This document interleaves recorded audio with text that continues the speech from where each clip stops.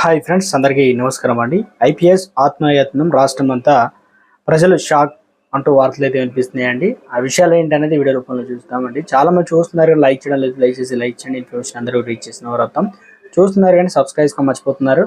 దయచేసి ఈ channel subscribe చేసుకుని బెల్ ఐకాన్ ఆల్ ట్యాప్ చేయండి. ఇటువంటి ఇంపార్టెంట్ ఇన్ఫర్మేషన్ మిస్ అవ్వకుండా మీ ఫోన్ నోటిఫికేషన్ రూపంలో వస్తుందండి. ఇంకా లేట్ చేయకుండా వైరల్కి వచ్చినట్లయితే, భార్య క్యాన్సర్తో ఆసుపత్రిలో చికిత్స పొందుతూ మరణించింది. ఈ విషయాన్ని సీనియర్ ఐపీఎస్ అధికారి అనగా పనిచేస్తున్న భర్త డాక్టర్ ఫోన్ చేసి చెప్పారు. ఆ బాధను దిగమింగలేక భార్య చనిపోయిన వార్త తెలుసుకున్న నిమిషాల వ్యవధిలోనే ఐపీఎస్ అధికారి ఆత్మహత్య చేసుకొని చనిపోయారు.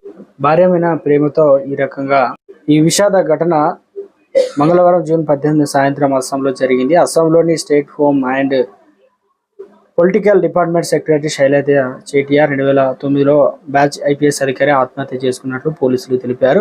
భార్య క్యాన్సర్తో చనిపోయిందని తెలుసుకున్న నిమిషాల వ్యవధిలోనే శైలజ ఆత్మహత్య చేసుకున్నట్లు చెప్పారు. ఇది చాలా దురదృష్టకరమైన ఈ ఘటనతో అస్సాం పోలీస్ శాఖ మొత్తం విచారణలో మునిగిపోయినట్లు ప్రకటించారు.